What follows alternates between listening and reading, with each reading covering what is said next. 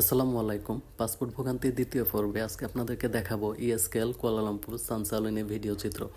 তো এখানে এটা মূলত একটা থার্ড পার্টি এজেন্সি, বাংলাদেশ সরকার বা বাংলাদেশ হাইকমিশন ওদেরকে দায়িত্ব দিয়ে রাখছে স্পেশালি এই পাসপোর্টগুলো করার জন্য। তো যারা এই পাসপোর্ট করবে তাদেরকে মাস্ট এখানে আসতে হবে।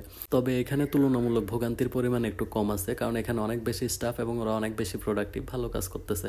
তো সেই জন্য লম্বা সিরিয়াল থাকলেও সময়টা একটু কম লাগতেছে, মোটামুটি 1-1.5 ঘন্টা 2 ঘন্টা বা 2.5-3 ঘন্টার মধ্যে ঝামেলা শেষ হয়ে যায়।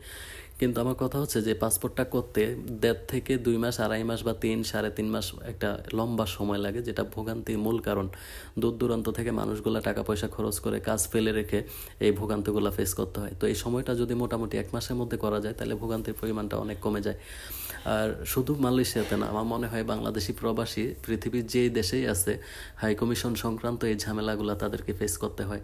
আর যেহেতু প্রবাসীদেরকে রেমিটেন্স যোদ্ধা হিসেবে চিহ্নিত করা হয় এবং গোল টেবিলে গলা ফাটানো হয়, তো আমার মনে হয় আগে প্রবাসীদের পাশেই দাঁড়ানো উচিত। আর যেহেতু একটা বিশাল জনগোষ্ঠী মালয়েশিয়াতে আছে, সবচেয়ে বেশি ঝামেলাগুলো তাদেরই ফেস করতে হয়। তো বাংলাদেশ হাইকমিশন বা বাংলাদেশ সরকারের উচিত খুব স্ট্রংলি এই ঝামেলাগুলো শেষ করা।